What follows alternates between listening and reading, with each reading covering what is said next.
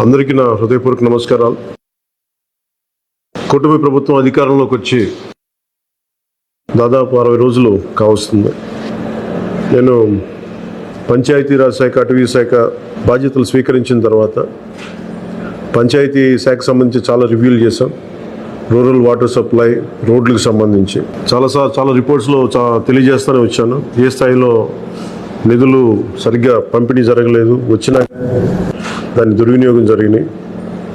ఈ పరిస్థితుల్లో కూటమి ప్రభుత్వం చాలా చిత్తశుద్ధితోటి ఈ పంచాయతీరాజ్ వ్యవస్థని బలోపేతం చేయాలి అని చెప్పి చాలా బలమైన నిర్ణయం తీసుకున్నాం.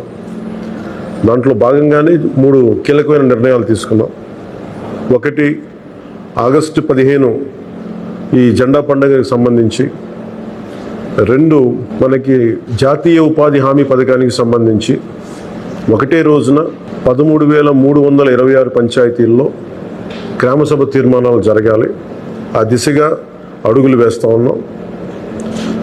ఈ గ్రామసభ తీర్మానం అంటే ఏంటంటే, జాతీయ ఉపాధి హామీ పథకం ద్వారా వచ్చే కేటాయించిన పనులకు కానీ నిధులకు కానీ ఆ ప్రజాప్రతినిధులు, ఆ ఎమ్మెల్యేలు కానీ, గ్రామ సర్పంచులు కానీ, పంచాయతీ సర్పంచులు కానీ, ఆ పంచాయతీలో ఉన్న ప్రజలు కూడా అందరూ ఏకగ్రీవంగా అంటే ఏ పనులు జరగాలి, జాతీయ ఉపాధి హామీ పథకానికి సంబంధించిన ఆ పనులకి మన గ్రామాల్లో ఏ పనులు జరగాలి, ఏ పనులకి ఆ నిధులు కేటాయించాలి, ఈ దృష్టిలో గ్రామసభ తీర్మానం జరుగుతుంది. విడివిడిగా కాకుండా ఒకటే రోజున 13,326 పంచాయతీల్లో ఒకటే రోజున గ్రామసభ తీర్మానాలు జరగాలని కీలకంగా ఆదేశించడం అయినది. ఆ విధంగా ముందు ఒకటి చేస్తూ ఉన్నాం. రెండవది, జల్ జీవన్ మిషన్.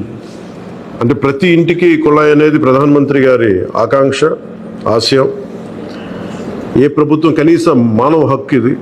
అలాంటి జల్ జీవన్ మిషన్కి సంబంధించి గత 5 సంవత్సరాలుగా ఎక్కడ కూడా సంతృప్తికరంగా గత ప్రభుత్వం చేయలేదు. రాష్ట్రంలో గ్రామీణ తాగునీటి సరఫరా ఇది అసలు ఏ స్థాయిలో ఉంది? ఉదాహరణకి జల్ జీవన్ మిషన్ కింద ఒక దాదాపు 27,000 కోట్లు ఖర్చు చేయాల్సి వస్తే గత ప్రభుత్వం 4,000 కోట్లే ఖర్చు చేస్తుంది. ఆ 4,000 కోట్లు ఖర్చు కూడా పెట్టిన విధానం ఏ స్థాయిలో ఉంది? నిజంగా నీటి సరఫరా అవుతుందా? ఉదాహరణకి చాలామంది ఎమ్మెల్యేలు అందరూ కూడా నా దృష్టికి తీసుకొచ్చిందా కూడా నాకు వాళ్ళు ఇచ్చే ఈ పిటిషన్స్ కానీ ఇవన్నీ కూడా ఏం తెలియజేస్తున్నాయంటే, పంచాయతీల్లో కానీ గ్రామాల్లో కానీ జేజే మిషన్ కింద పైప్ లైన్లు వేశారు, కానీ దానికి ఆ నీటి సరఫరా ఉండే ఇది లేదు, దానికి వాటర్ సోర్స్ లేకుండా పైప్ వేసి వెళ్ళిపోయారు.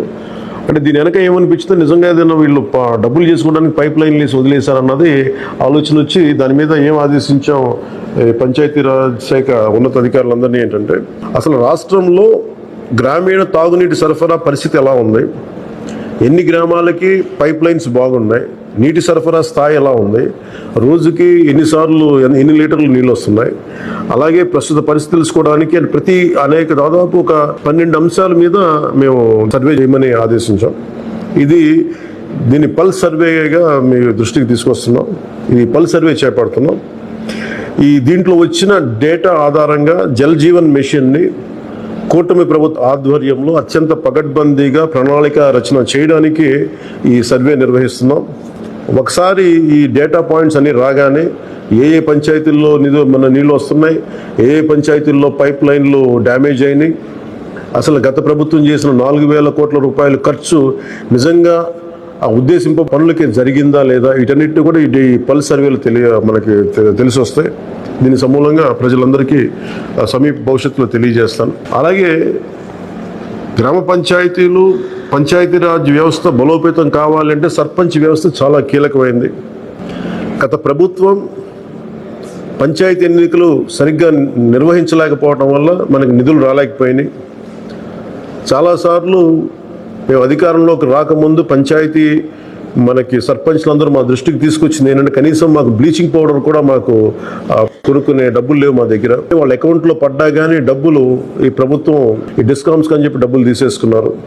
సో పంచాయతీల నిర్వహణకి ఎన్నికలు జరిగినాయి, కానీ పంచాయతీల నిర్వహణకి సంబంధించి ఏ విధంగా వారికి సరైన ఆర్థిక పరిపుష్టి జరగలేదు నిధులు పడ్డాక. నిధుల దుర్వినియోగం జరిగింది, అది మీ అందరికీ తెలిసిందే. దానికి మరింత వివరంగా ఎప్పటికప్పుడు తెలియజేస్తాం. సో ముఖ్యంగా పంచాయతీరాజ్ వ్యవస్థని, సర్పంచ్ వ్యవస్థని బలోపేతం చేయాలన్నదే మా కూటమి ప్రభుత్వం తాలూకు ఆశయం, ఆకాంక్ష. దాంట్లో భాగంగా ఇప్పుడు దాకా గత 30 సంవత్సరాలుగా, గత 1990 నుంచి ఇప్పటిదాకా ఎప్పుడు మన 15 ఆగస్టు పండుగ జరపడానికి ఇప్పటిదాకా నిధులు ఇప్పుడు సమకూర్చలేదు.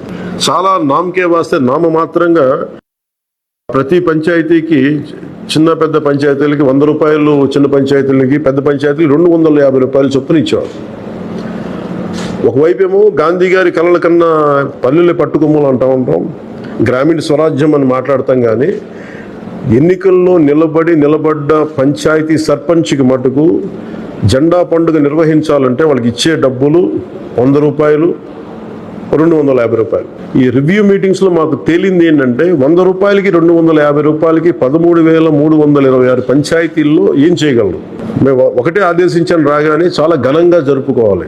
గాంధీ గారి ఈ గ్రామ స్వరాజ్యాన్ని నిజంగా మనం ముందుకు తీసుకెళ్లాలంటే ఆ స్టేట్మెంట్ చాలా బలంగా ఇవ్వాలి. 1994లో ఇచ్చిన జీవో 100 రూపాయలు, 250 రూపాయలు, ఒకటి స్వాతంత్ర దినోత్సవానికి, 2 గణతంత్ర దినోత్సవానికి, వాటిని పెంపొందించేలాగా, వాటిని పెంచేలాగా ఒక కీలకమైన నిర్ణయం తీసుకుంది ఈ కూటమి ప్రభుత్వం. ప్రతి ఒక్క పంచాయతీలో సర్పంచులు తలెత్తుకొని సగౌరవంగా జెండా వందనం చేసేలాగా రాష్ట్రంలోని ఎన్డీఏ ప్రభుత్వం నిర్ణయం తీసుకుంది. ఆగస్టు 15న స్వాతంత్ర దినోత్సవ వేడుకల నిర్వహణకు నిధులు కొరత లేకుండా చేశాం. చిన్న పంచాయతీలకి 10,000 రూపాయలు, మేజర్ పంచాయతీలకి 25,000 రూపాయల చొప్పున నిధులు సమకూరుస్తున్నాం. దానికోసమని జీవోను కూడా రిలీజ్ చేశాం. దీనిని పంచాయతీ సర్పంచులు దీన్ని పూర్తిగా సద్వినియోగం చేసుకోమని నేను విన్నవించుకుంటా ఉన్నాను. ఇప్పటి వరకు పంచాయతీలకి ఇంత పెద్ద స్థాయిలో ఆగస్టు 15, జనవరి 26 వేడుకలకు నిధులు ఇచ్చింది లేదు. 34 సంవత్సరాలుగా 1990 నుంచి ఈ మొత్తం ఇప్పటిదాకా పెంచలేదు. 34 సంవత్సరాలుగా ఈ పండుగలకి, జెండా వందనం పండుగ కానీ, గణతంత్ర దినోత్సవానికి కానీ 100 రూపాయలు, 200 రూపాయలు చొప్పున ఇచ్చేవాళ్ళు. ఈ మొత్తాన్ని గణనీయంగా పెంచాలని చెప్పి కూటమి ప్రభుత్వం నిర్ణయం తీసుకొని జీవో జారీ చేస్తుంది. 13,326 పంచాయతీల్లో ఘనంగా, గౌరవంగా స్వాతంత్ర దినోత్సవ వేడుకలు సాగాలన్నదే మా కూటమి ప్రభుత్వం ఉద్దేశం. ఇప్పటి వరకు సర్పంచులు అతి స్వల్ప మొత్తాలతో వేడుకలను ఘనంగా చేయలేకపోయేవాళ్ళు. ఈ విషయం నా దృష్టికి వచ్చింది రివ్యూస్లో. దీనిపైన ఉన్నతాధికారులతో మాట్లాడి ఏ దశలోనూ ప్రజలు ఎన్నుకున్న సర్పంచుల ఆత్మగౌరవం తగ్గకుండా దేశంలో పవిత్రమైన 15 ఆగస్టు గణతంత్ర వేడుకలు గర్వంగా చేసుకునేలాగా, సగర్వంగా చేసుకునేలా చర్యలు తీసుకొని చాలా స్పష్టంగా ఆదేశాలు ఇచ్చాను. ఆ దిశగానే నిర్ణయం చేశాం. 5,000 లోపు ఉన్న జనాభా ఉన్న గ్రామాలకి 10,000 రూపాయలు, 5,000 పైబడ్డ జనాభా ఉన్న గ్రామాలకి 25,000 రూపాయల చొప్పున నిధులు అందిస్తాం. గాంధీ మహాత్ములు కలలుగన్న గ్రామ స్వరాజ్యం సిద్ధించాలన్నదే మా కూటమి ప్రభుత్వం తాలూకు తపన, ఆకాంక్ష. అందులో భాగంగానే పంచాయతీలకి తీర్చిదిద్దే ప్రక్రియకు శ్రీకారం చుట్టాం. ఈ ఆగస్టు 15 నుంచి పారిశుద్ధ నిర్వహణ, రక్షిత తాగునీటి సరఫరా, మౌలిక వసతులతో కల్పనతో గ్రామాల సర్వతోముఖాభివృద్ధి దిశగా అడుగులు వేస్తున్నాం. గౌరవ సర్పంచులందరికీ నా విజ్ఞాపన, ప్రభుత్వం నుంచి విన్నపం, ఆగస్టు 15 నాటి వేడుకల్లో అందరి భాగస్వామ్యం ఉండాలి. పంచాయతీ పరిధిలోని పాఠశాలల్లో వ్యాసరచన, క్విజ్, డిబేట్ పోటీలు, క్రీడా పోటీలు నిర్వహించాలని కోరుకుంటా ఉన్నాం. ఉపాధ్యాయులు భాగస్వామ్యంతో వీటిని నిర్వహించాలని కూడా ఆదేశాలు ఇచ్చాం.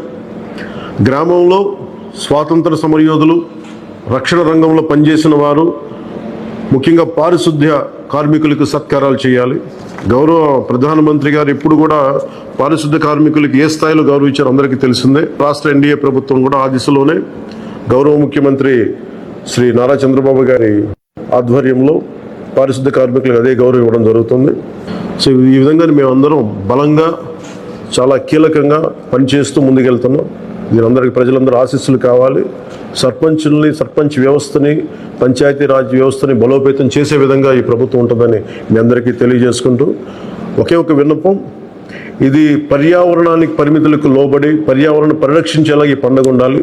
ప్లాస్టిక్ వాడటం కంటే కూడా జెండాలకి ఆల్టర్నేట్గా మన ముఖ్యంగా మన చేనేత జెండాలు ఏదైనా వాడండి. అలాగే ఇప్పుడు నేను పెట్టుకుంది కూడా పర్యావరణానికి హాని కలిగించింది ఇది. దీంట్లో సీడ్ ఉంటుంది, దీంట్లో ప్లాంట్ అని చెప్పి ఒక సంస్థ ఏదో ఉంది, వాళ్ళు ఇచ్చింది. మేము ఈ స్థాయిలో మీకు దొరికినంత దాంట్లో పర్యావరణాన్ని పరిరక్షించేలాగా ప్లాస్టిక్, మన జెండా పండుగ అని చెప్పి ప్లాస్టిక్ అంతా రోడ్ల మీద పడేస్తాం. అలా కాకుండా చాలా బాధ్యత అందరూ జరుపుకోవాలి అని తెలియజేసుకుంటూ సెలవు తీసుకున్నాను. జై హింద్.